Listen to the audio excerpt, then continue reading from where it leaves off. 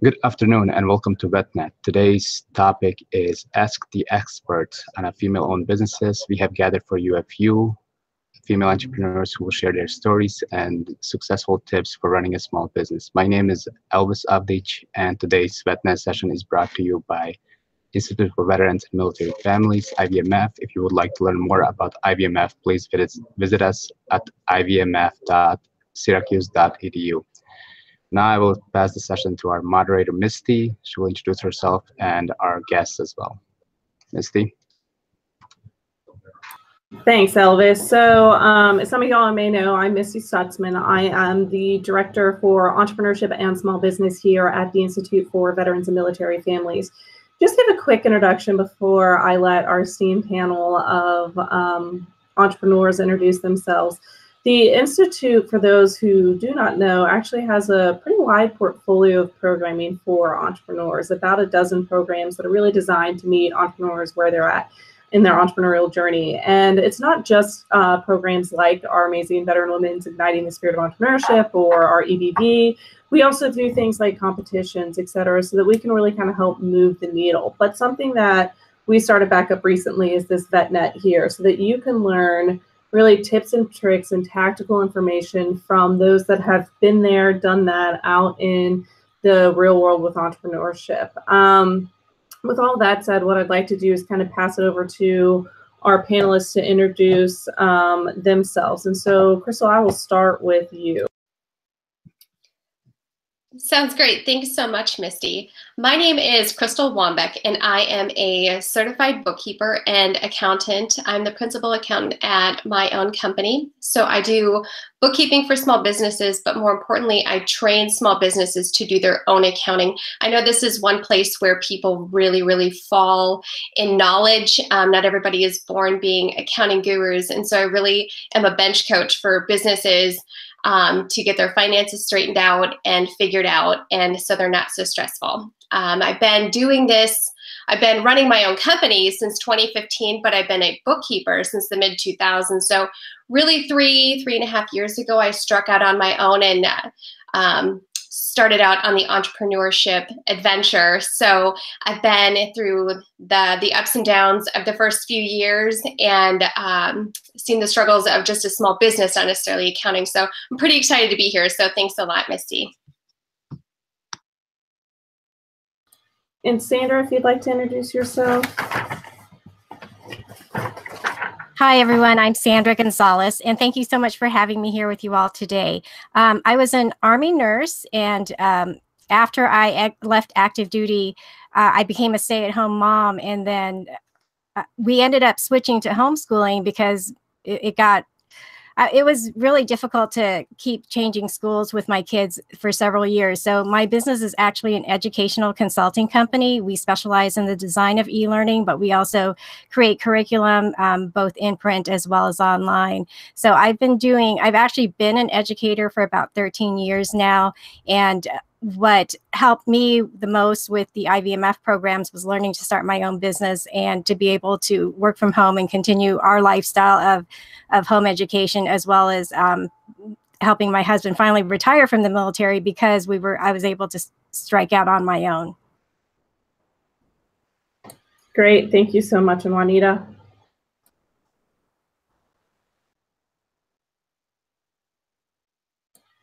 Juanita, if you'd like to introduce yourself. Okay, I don't know if she can hear me. Courtney, if you'll introduce yourself. Hi, I'm Courtney Gallagher, and my apologies. It looks like I can't get my camera to turn on my computer. Nothing like being a tech company and not being able to know how to use your own tech. I'm a co-founder of FishUse. What we are is we are a mapping company. If you anchor your brain on Google Street View and then put it on the water, that is really close to what we do. We were born out of science with one of our co-founders, a 25-year fisheries biologist, sitting through one too many meetings, thinking or hearing the words, we could solve this problem if we had Street View for rivers. So that is how we got started. I am new to the IVMF family, having gone to the VetSource and VetEdge up in Austin recently, and I'm really proud to be part of the family now. So thanks for inviting me to be here. Thank you so much. And I'll give Juanita one more chance. Can you hear us? I think we might be having some technical things, but as soon as she jumps back on, we'll let her kind of introduce herself and we'll go from there. But let's start this out. So I think that we made a good point in the beginning that some of y'all are part of the IVMF family, and obviously Courtney, you're new into the IVMF family, but recently the Institute for Veteran and Military Families, in partnership with Bunker Labs, did a study where we actually went out and talked to entrepreneurs, spouse entrepreneurs all over the country, really to understand what are your barriers, why are you starting companies, what are your motivations, what's helping, what's not helping, and what can we do better as an ecosystem. And the top 3 challenges that came back are ones that I don't think will surprise anyone that's listening to this. First and foremost, it's capital. Second, it's networks. So as you leave the military, you have a very limited network. And that's something that, I think has really kind of plagued entrepreneurs, because they say, it's not what you know, it's who you know. So that's kind of a big stumbling block for a lot of veteran entrepreneurs, or entrepreneurs, if you will. And the last one is mentoring, and not so much, being able to find a mentor, but how do you manage those mentoring relationships?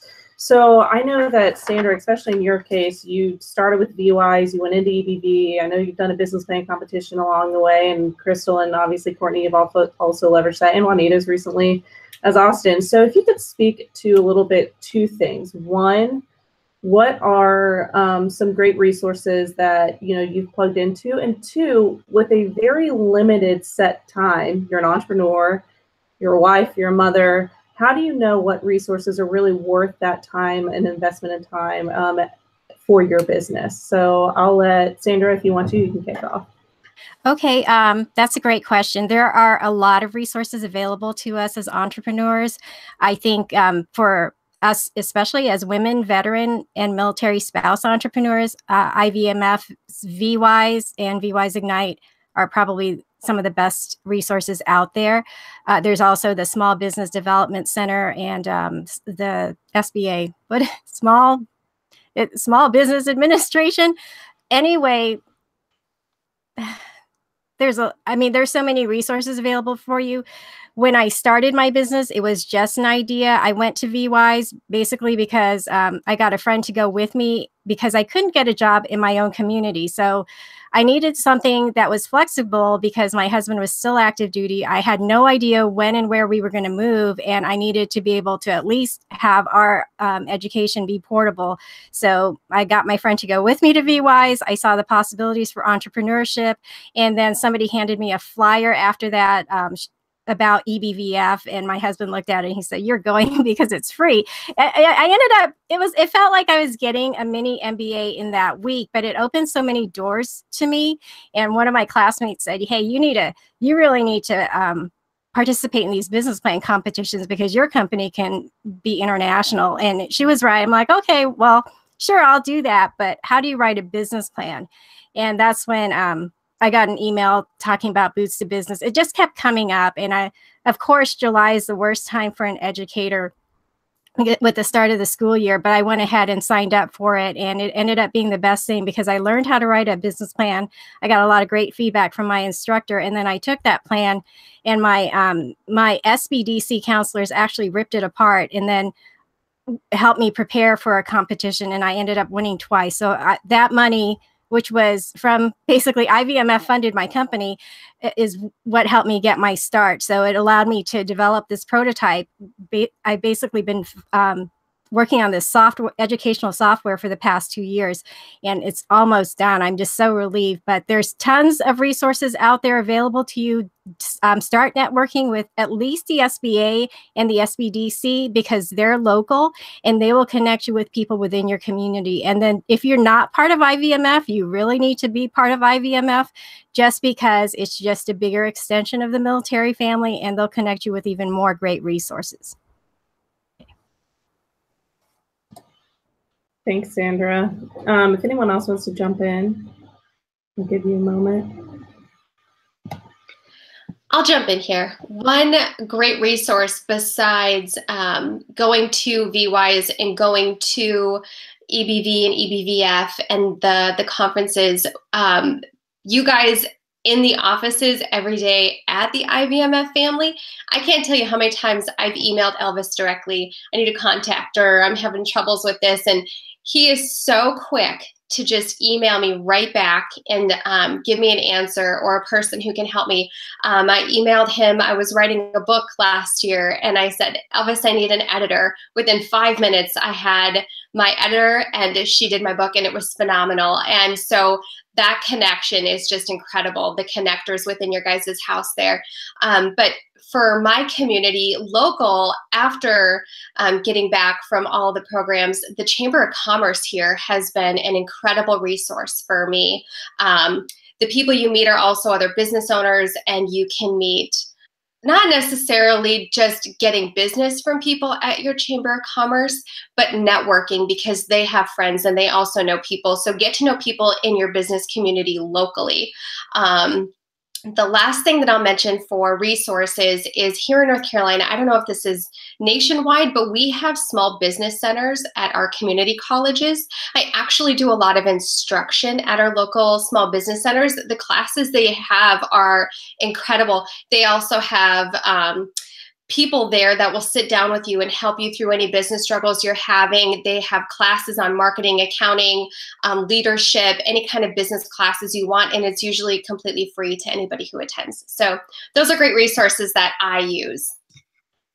I think that's a great point. SBDCs are nationwide, and a lot of them are actually at the community colleges. And the great thing about SBDCs, like Krystal just said, is that they're in your community, so they know the local connections. They also will know many things that, might be specialized locally if you have 1 million cups, for instance, or if you have something else.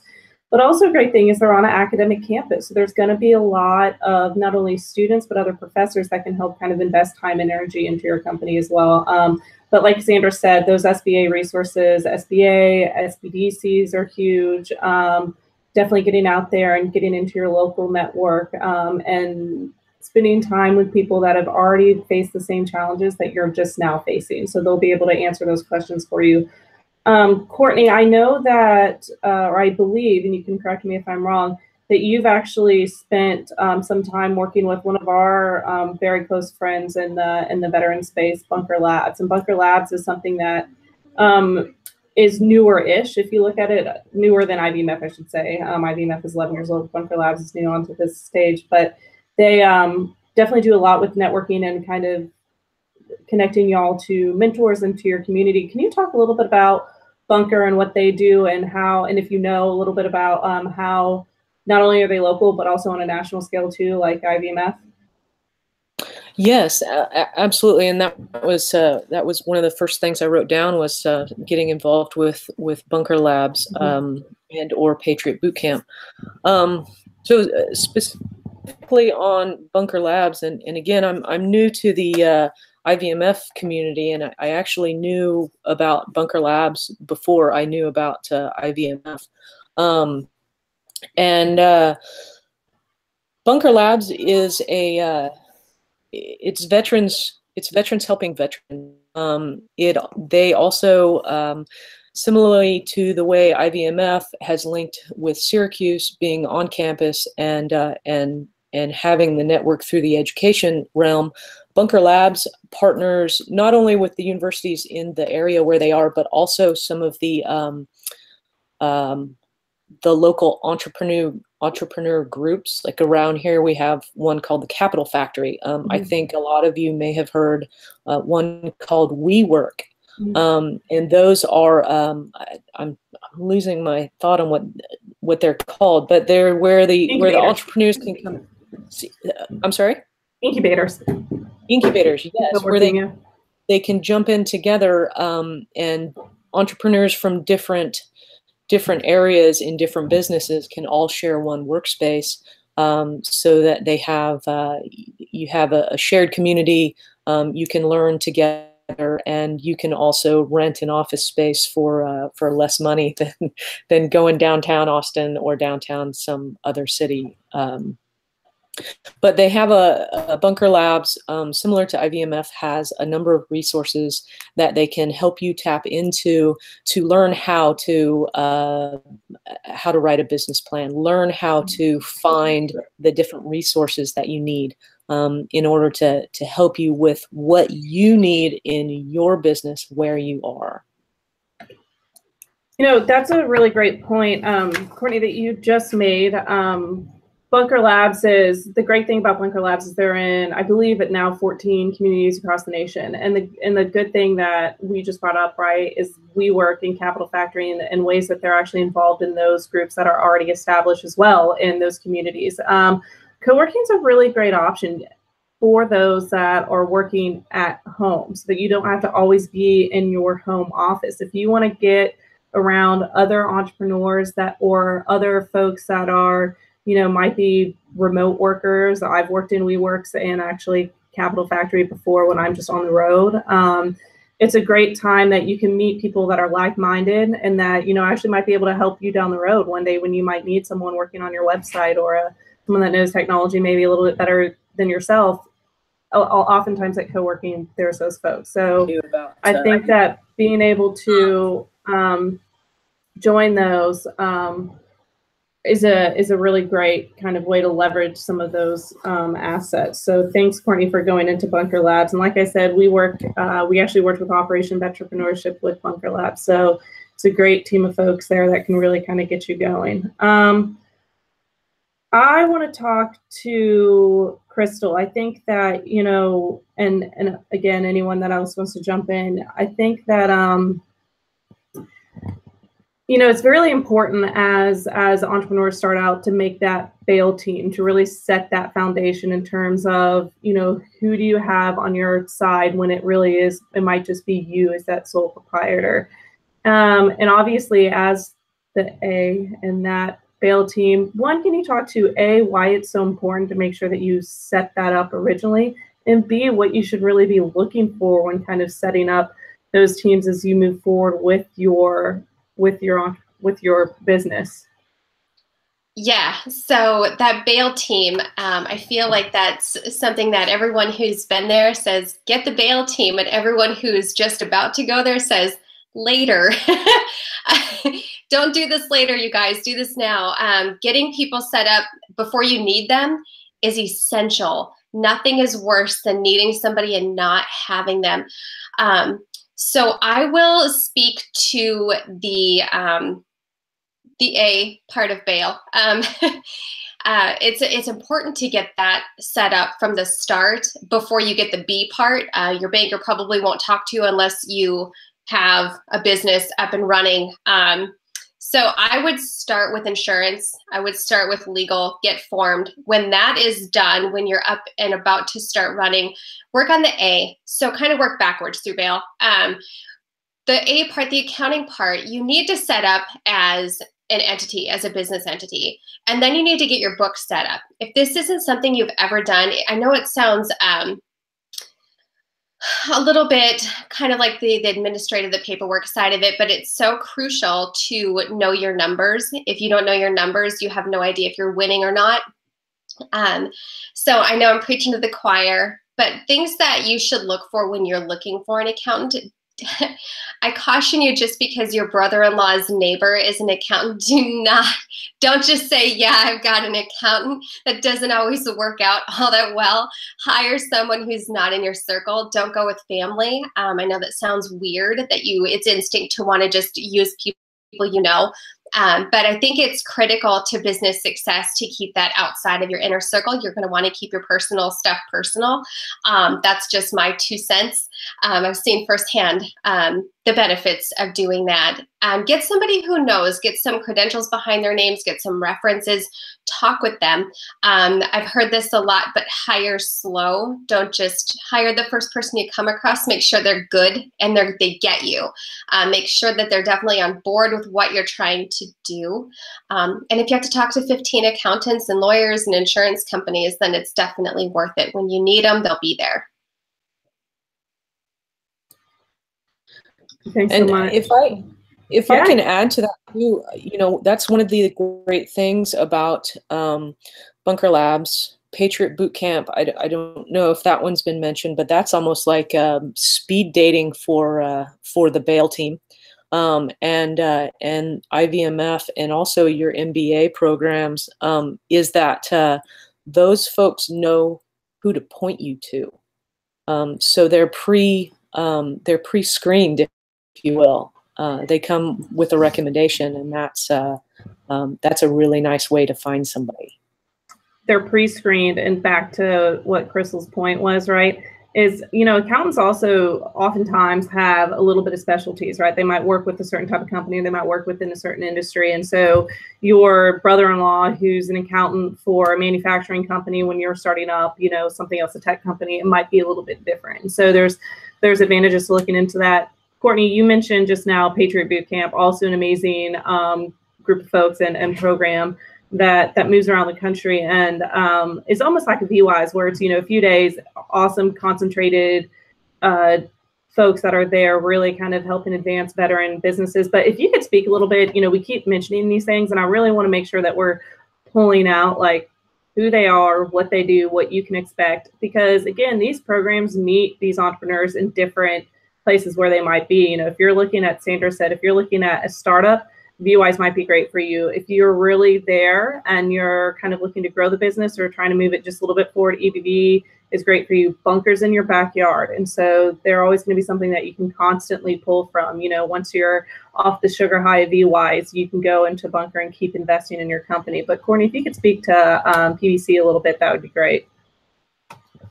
Yes.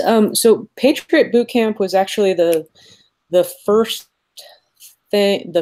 organization that we knew about in Fishviews. And quite honestly, I don't know how we learned about it, but I just know that it's the first thing that we learned about.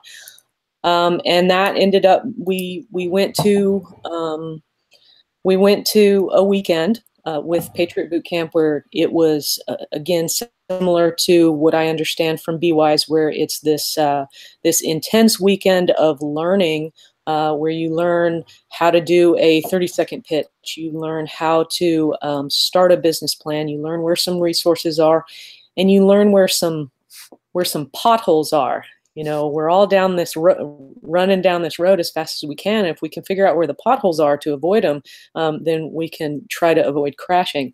And with Patriot Bootcamp, they brought in a number of resources that would fall into the bail team category, and also some other resources. And you could go through no kidding, it was like a speed dating, where you sat down with 5 or 6 of these folks in an hour, and you started to learn more about it. And the great thing about this is these are experts, and they've been around the block, and you could continue to be in contact with them. In fact, that's where our legal team came from. And that's where some other parts of our team came from. Thank you so much. So, and I think that's a good point too, right? Networking, and now you have new teammates. So I think that that's a great part. I see a couple of questions on the side. So I think that we'll start with the VetNet, and then Lindsay, that's a great question. So we'll definitely get to that one as well. So I know that, you know, y'all have said that I think everyone on this panel has done it so far. You know, you're managing a full-time job, you're starting a business, you might have a family or children, or your husband might be your child. It doesn't, you know, there's a lot of things that you're trying to manage all at once while starting. And I think that there's 2 parts of this question. A, what helped you move beyond the analysis paralysis of, am I ready to start? Should I be starting? Is this, you know, do I really have enough time for this? And start your company. And B, how do you kind of manage that conversation with your family in terms of starting, and then manage your time as you move forward with starting your company? And I'll let anyone jump in there. I know, Sandra, you had some information, but I'll let anyone kind of jump in there and answer that.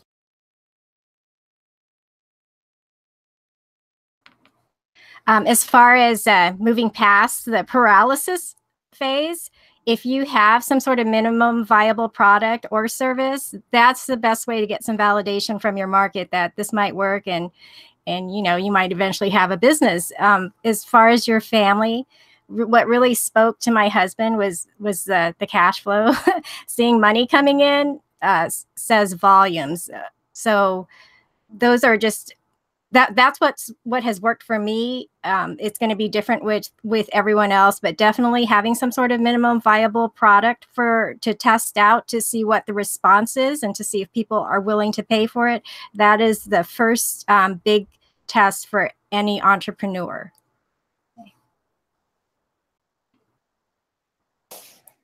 And this is Courtney. I totally agree with that. And as far as the family goes, you absolutely have to have buy-in from your family. Having that support network is I would say the absolute minimum support network, unless you're already on your own somewhere. You know, there are going to be some tough nights. There are going to be some tough days. You're going to be stressed and blow up over the sock that's left on the floor in the middle of the kitchen for the 5th time today. And so you have to have buy-in from your family on this. And part of that conversation is, you know, what are we willing to sacrifice and for how long? I graduated last May from a master's program at the University of Texas. And one of the things about it was very stressful for the family, but the whole family knew when it was going to be over. And I think part of the conversation for the family might need to be at what are the wickets where we're going to have a discussion about whether or not we continue this. And at what point do we need to go, this is too stressful for the family, let's try something different. I think that's an important conversation to have with the family. I agree. That's actually one of the if you move those, how I mentioned those 3 challenges earlier with the capital networks and mentoring. I think within the top 5, actually one of them was then managing that conversation with your family. So how do I message my family that I want to be an entrepreneur, and how do I get to then kind of move past that? So I think that's all great input there.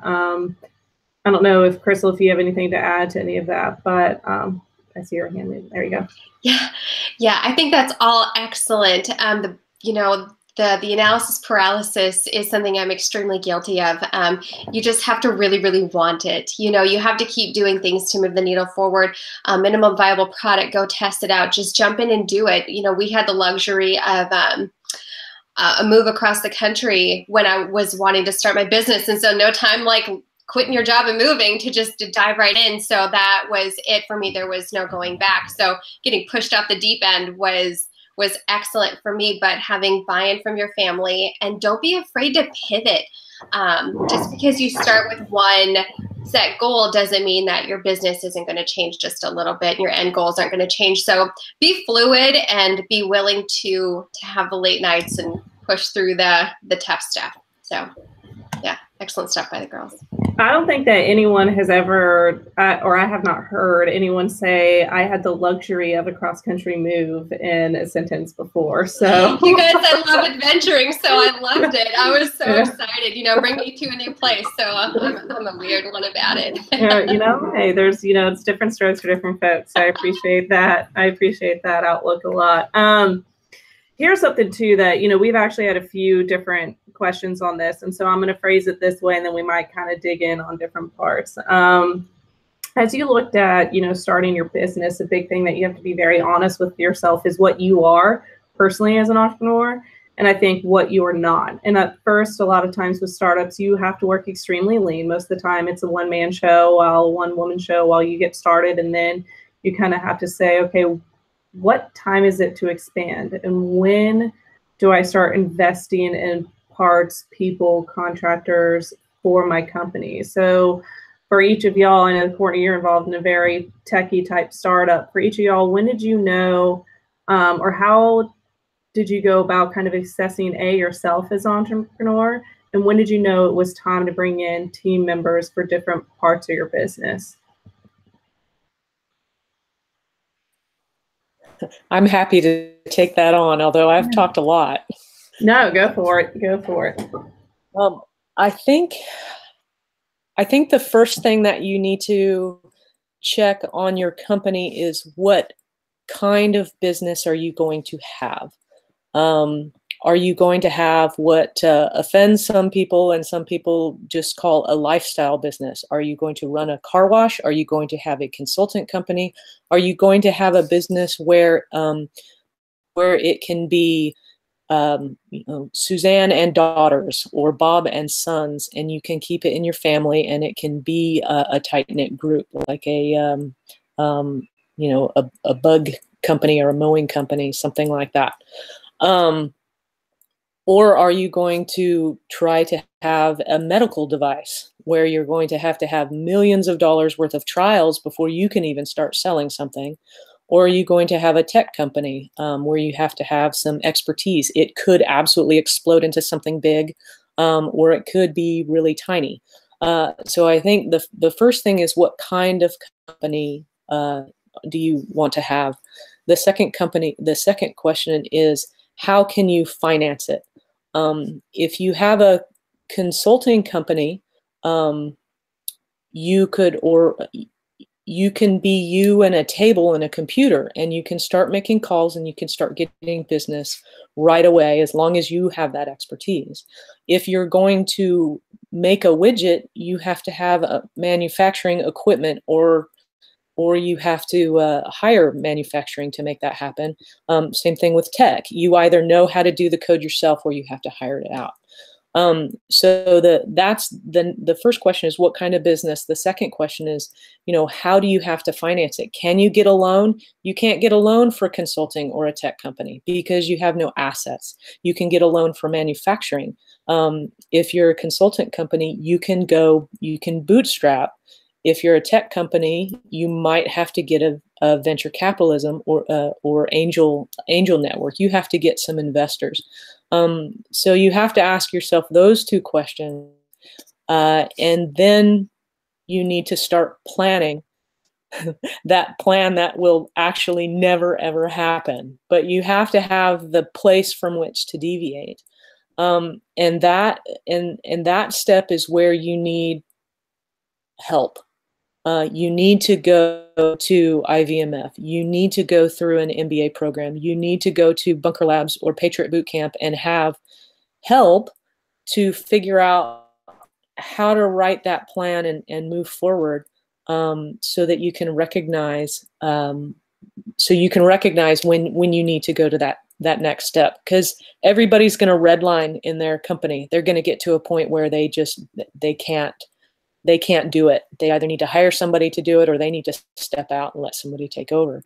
But I think if you ask yourself what kind of company you have and how can it be financed, and then you need to get some help. Thank you. I don't know if anyone else has anything to add. Okay.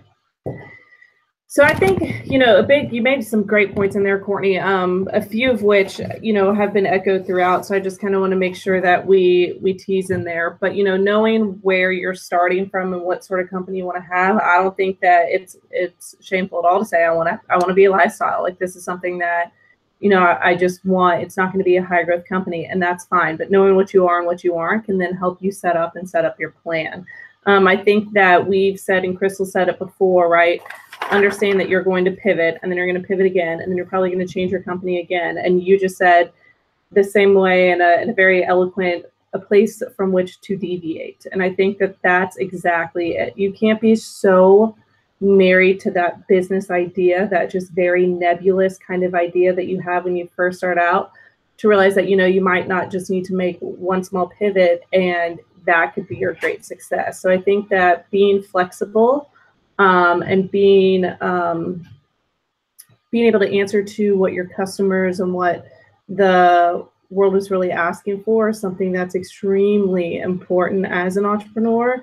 And then making sure that you leverage that network and that input for your business. I think a lot of times entrepreneurs of any sort really, at first sometimes don't want to talk about their idea because they don't want someone to take their idea. And there's been countless studies where if you walked 100 entrepreneurs into a room and each pitched their ideas, they're pretty much going to walk out with their same idea. They like their idea. So talk about it and let people give you feedback and do the right protections that you need to do. I'm not saying just go out there, and if you need to protect yourself in some way, do that, but also make sure that you're getting the feedback that you need to with your companies. One thing that I think, we've kind of talked about a little bit too is financing that company. And there's a bunch of different ways that you can do that. I know that most of y'all on the panel here have actually been part of business plan competitions, but then probably have some external financing as well. And can you talk about kind of how you went about, sort of first starting and financing the company, and after winning a competition, how do you decide where your first dollar goes to? Oftentimes, I think entrepreneurs kind of have to choose, like, I can pay for my website or I can put that accountant on a retainer, and which one should I do? So if y'all can talk a little bit about when things are tight, how do you do it? And then a little bit about how you sort of got that capital to get things rolling.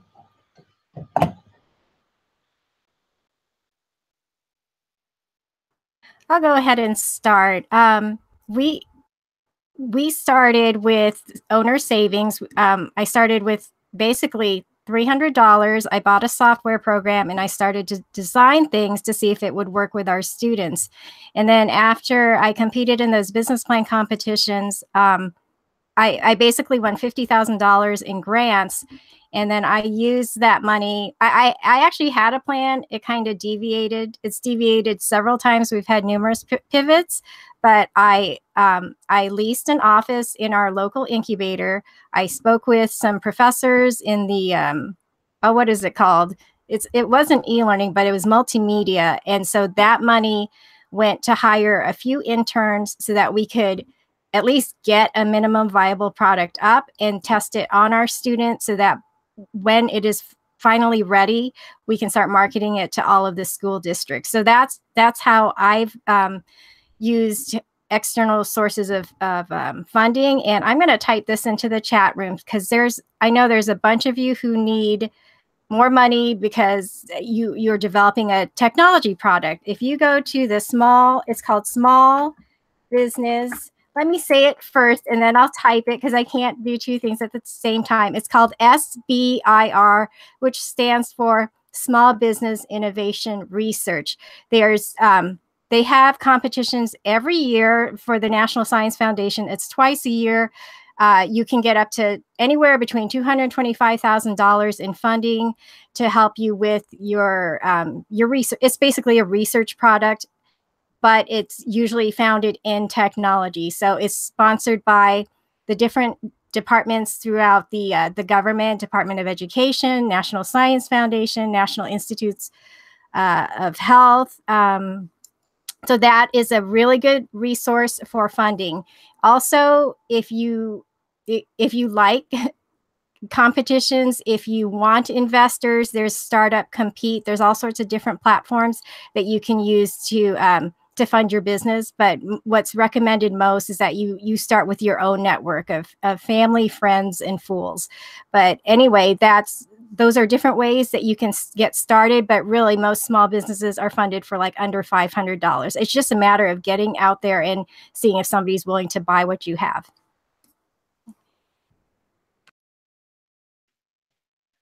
That is great. I will speak a little bit to the service business funding and financing. I'm a service business, and so I don't have the growing pains of needing hundreds of thousands of dollars to manufacture products. So I'm pretty lucky there. That can be very stressful. So for a service business, like Sandra said, it costs very little to start up usually.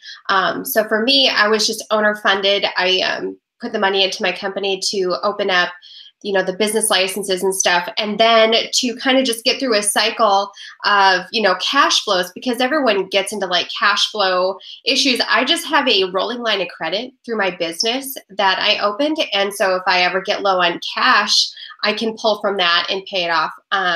So that's kind of how I do it. But I do know that there's a ton of microloan companies as well. So if you're a small, like a service-based business or a smaller startup, I know some of those smaller micro lending is a really good option as well.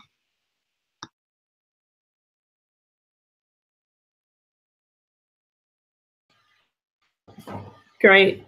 Thank you all. I don't know if Courtney, if you had anything to add. I can't see when you move through the mouse just like I can with Krystal. But obviously just jump in on top here if you have. Oh, yep, here you go. I can see. Yeah, I will add to that too. Back to the what kind of company are you going to be? I wish I had thought of this earlier, but it also depends whether or not you're an LLC or a corporation. And again, this is where start with your bail team and start with a lawyer and find out what kind of company that you can be. Because an LLC, you can, it passes through to your personal taxes. So if you lose money, you can actually write things off if you lose money for your first year or two. Whereas if you are a corporation and you lose money, it does not, and you're putting your own personal money into the company, you don't get to write that off on your taxes. Also, as far as people putting money into your company and being a giving them any kind of stock, if you're a corporation, they have to be an accredited investor. There are very, very strict rules. And again, I'm not a lawyer. Please talk to a lawyer about this. But, or maybe an accountant might be able to help you also, but you're going to want a lawyer on this one. There are very strict rules about who can invest in your company. You can't go to your aunt and say, can you give me this much money, if she's not an accredited investor. So just be careful with the friends, family, and fools if you are not an LLC, if you're a corporation. That's a really good point. Sandra actually just put something up here, the Street Shares grant. Street Shares is also a veteran-owned company that does several types of financing for other veteran-owned companies. But a great thing about their grant process here is it's pretty easy. We actually usually have at least one VWise or EDV grad in the top 3 every single month. But right now, if you apply by, I think, April 1st, I believe the first prize for next month has actually jumped up. So usually it's $10,000 split between 3. So I think it's 10 or 5, 3, and 2. That equals 10. But this next month, it's $15,000 for first place. So the stakes are a little bit higher, but it is definitely something that's great. It's pretty simple. You apply.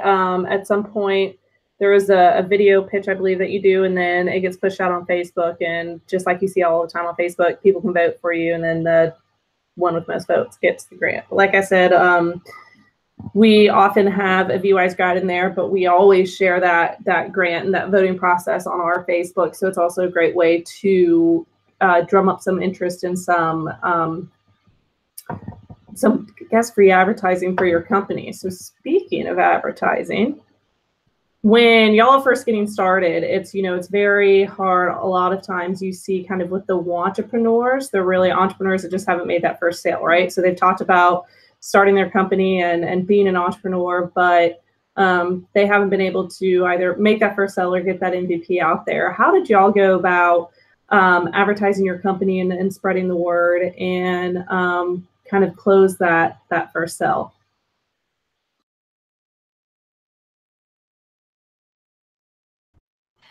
This is a great question. I think it goes back to the importance of building your brand and your audience before you even put out that first minimum viable product. We've been teaching, my friend and I, who have developed our Latin program for K through 12. We've actually been running our own homeschool co-op for 5 years. So we had a built-in audience. So they don't know it. Well, they do know. They have been our guinea pigs this entire time, but they've been great about it, and they've because they know we have a quality product and they trust us. But that's what really helped us to make that first sale, but also to know that we were developing products correctly age appropriate, meeting educational standards. So that is one way to do it. Another way to advertise yourself before, well, you really should have something kind of developed, is through blogging or through YouTube video blogging. I don't even know what it's called, but if you can have some way to develop your brand, that's how you can leverage the free marketing tools out there. And let me just tell you about YouTube really quick. It's the second largest search engine next to well, it's the second largest search engine because it is owned by Google. And so if you're constantly developing videos and putting it on there, they will move you up in their search ranking. So a lot of people will use that platform as a way to grow their audience. And then if you're really good at blogging, or maybe even just taking pictures and putting it on a blog, that's a way to market yourself. Because if you grow a really large audience, even on social media platforms like Instagram and Facebook, the big players in your industry will approach you and advertise and pay you for advertising to get to your audience. Okay, so even before that first product is out, that's a way to do it. And then you can start putting together all your blogs into a book or journal articles or whatever. Okay.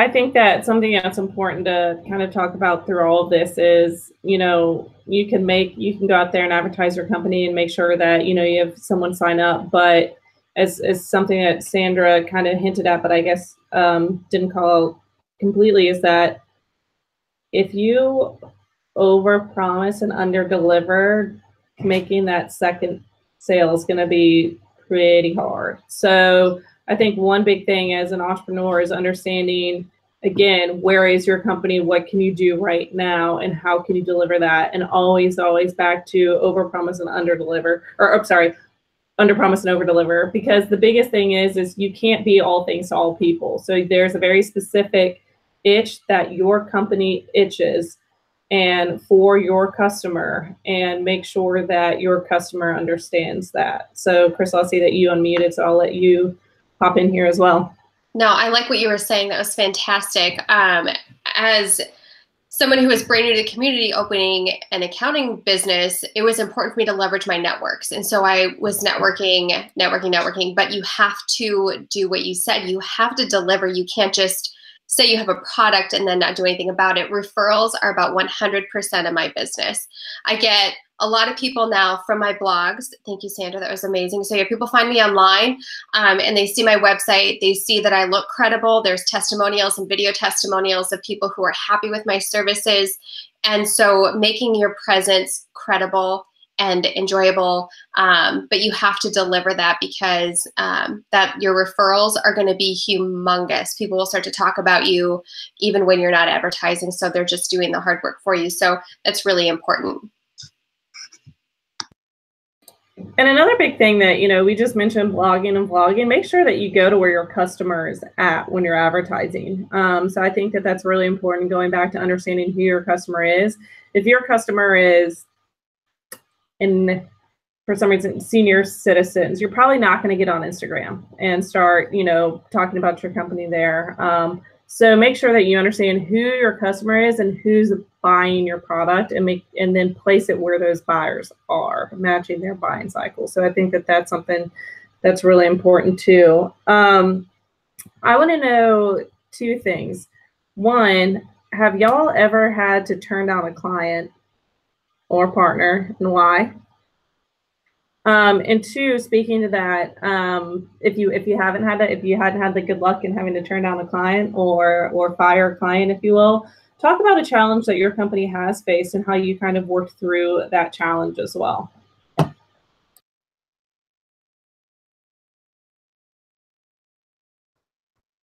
I've had to do both. I don't know if that was a privilege or not, but you know, it's tough if there's somebody that you just can't work with. They're not the right fit. So what I've done is basically, you know, you'll come up with something, or you find a friend who's good at wordsmithing, and they'll help you come up with a script. For clients that I don't know if it's something that we can't handle at this point in time. I'll be honest and I'll say, look, I cannot even look at your business plan for the next 3 weeks, or I cannot do your e-learning because I would have to charge you thousands of dollars to hire somebody to do what I normally do. And they're usually good about that. And I'm happy to give them referrals to people within, most of them are within the IVMF network because they were my classmates, and they're good with that too. Okay. If I can't handle their project at this point in time. As far as business partners go, there are a lot of great entrepreneurs out there, but for me personally, my family comes first. And if their goals and vision don't align with mine, I'm going to have to tell them no, because that is my priority for my business because it affects my family.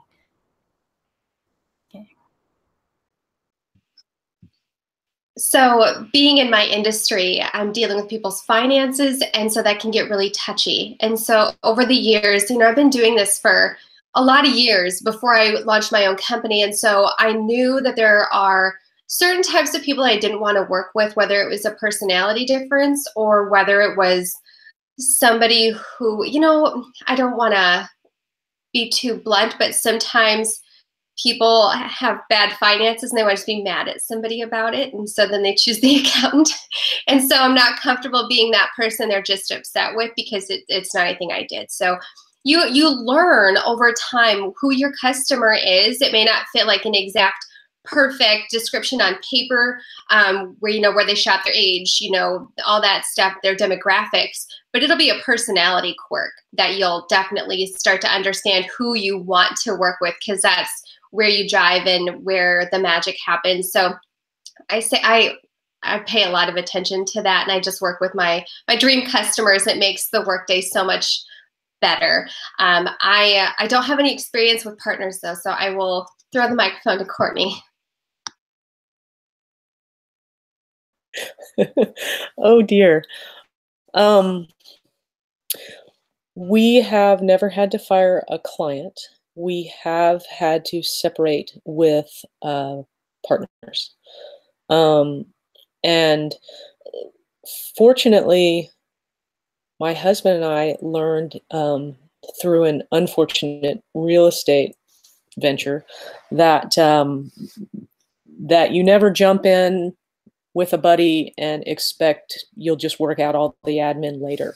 That it's important to go ahead and get that all set up front. I know, I'm sorry, I keep talking about lawyers, but your lawyer is going to be one of your best friends to keep you out of trouble.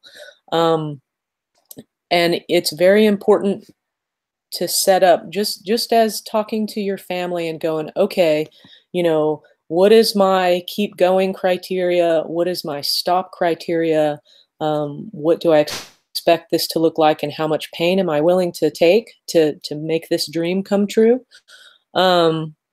It's important when you jump in with partners or investors that everybody has their expectations out there now. And this is what you get for what you're investing. If everything blows up, you don't get it back, or, we do this. And also have a lot of folks will have a cliff. If you have a partner that comes in, you're expecting 3 years of a certain amount of effort with that partner before anybody vests. So those shares or whatever could be taken away. We fortunately, one of our co-founders, he came up and said, "Hey, I haven't been putting in what I said I was going to put in over the last couple of years. Yes, you can take a majority of the shares." He kept some of them, but and that's also a lot easier to do before you're really successful. So it would be, you'd probably be hard pressed at this point for a initial Google founder to go, "Yeah, I didn't put a whole lot in. Here are my shares." So before they're really valuable is really the time to make sure you have all of that set up. That's a really good point. I think that as a side gig if you're not busy enough. If you'd like to just start a business mediating conversations, I think that could be a good thing for Courtney as well. But really understanding straight out what do we agree that we're going to put into this? What do we agree, or are we looking to get out of this? Because if you're not on the same page with your founders and your family and everything like that, then that turns, I guess, will really you into the fool, and it's going to be a little bit harder for you to press forward with your business. But we have about 5 minutes left, and so what I like to do at the end of all of these is always give our panelists a time to say, you know what, this is what either A, I wish I knew when I was starting out, if someone would have just told me this, or if I had taken this to heart, that would have been fantastic. Or if somehow you were all knowing going into your venture, if there were is a kind of a mantra that you live by, or one resource that you think, book, otherwise that you think every entrepreneur, book, program, whatever it is, entrepreneur should take advantage of, please share that with our folks that are here on their webinar. And I'll kick it off with whoever wants to start. I was going to point to someone, but then I realized you guys might all be thinking, so.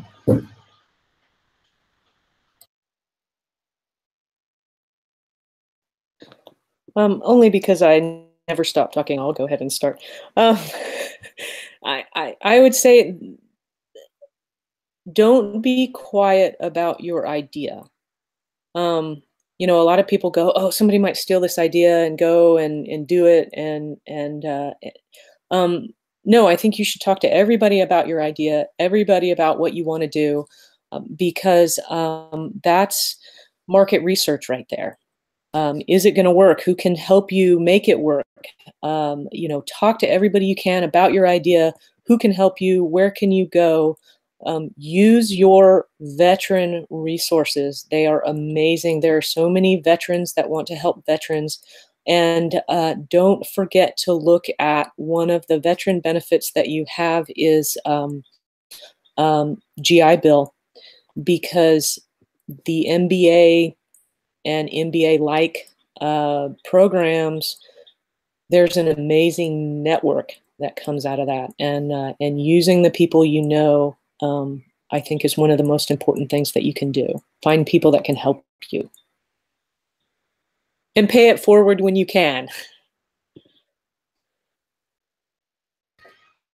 I think the paying it forward thing is huge. I mean, just like in this case, right? So y'all have been there, resources you've had, challenges you had now, even just things simply like this, making time to then get on a webinar and reach out to other entrepreneurs that are facing all the same challenges, that have the same questions that you did when you started. It's just there's small ways to pay it forward, even as long as you go. You don't have to be, Steve Jobs before you can start talking about your company.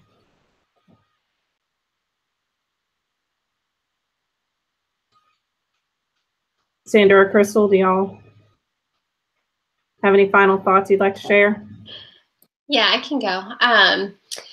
So one of the things that I wish that I wasn't so stuck on when I first started was the pivot. When I started my company, I had a very specific thing that I was going to do, and then over time, it was hard for me to acknowledge that maybe I didn't want that anymore. And so I thought I was failing because I had changed what I was looking for and what I wanted, out of my business. And so once you accept that pivots are okay, you're okay to change. It's cool to change your mind. Just go do what makes you happy, first of all, in your business, and then what works. So not being so stuck to the plan is one thing that was a really hard lesson for me to learn. And one thing that you said that if we had any books or anything that we like to read that changed us. And my answer to that is all of them. Read all the books. I read so many books. One of the ones that really helps me in the day-to-day business part of things is called The One Thing. It's really, really great. I forget the author off the top of my head, but it really helps to break down your goals into smaller, easier things to handle, and it really was a really great book. So yeah, so that is my piece of advice.